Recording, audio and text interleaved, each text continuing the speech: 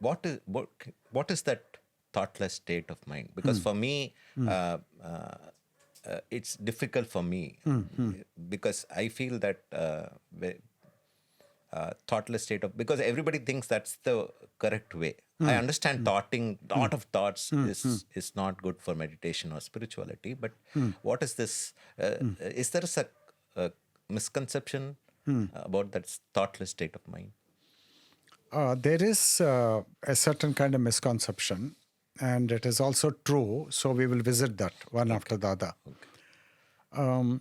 Now, from my point of view, I find that if somebody is obsessed with a thoughtless state of mind, that something is amiss in that whole quest and in that perception. So you got to inquire that why is there a kind of revulsion and disrespect for thought, so that you seem to be claiming that your real joy or your real meditation is only in a thoughtless state. So obviously, you have been, let us say, hurt by excessive thinking, and very confused and under the wheels of excessive thinking, tired, like falling under the wheels of excessive thinking.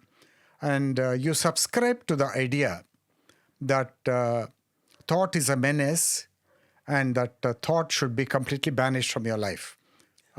Some such, because thought can become a menace, and thought can do untold havoc in consciousness through excessive cerebral activity.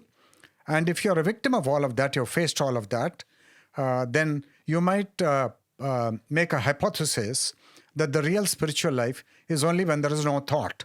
And then you may be very enamored of when somebody says there is no thought. You may be very enamored of it. You may be very impressed by it. And you might consider only that to be the essence of the spiritual life.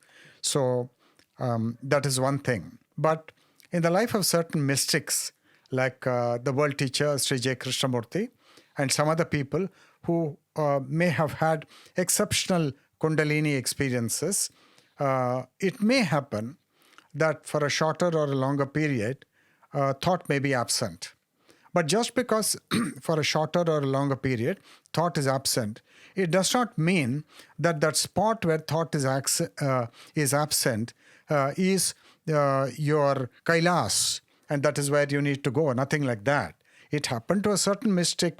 It happened to a certain Kundalini yogi, like Gopi Krishna of the Kashmir tradition, but it may not happen to you. And why are you even pursuing it? You have to find out through self-knowing, what is your take on the whole thing? How did you come to this idea that the thoughtless state is so important? What is your premise? What is your ground? What is your basis? First, we have to understand that.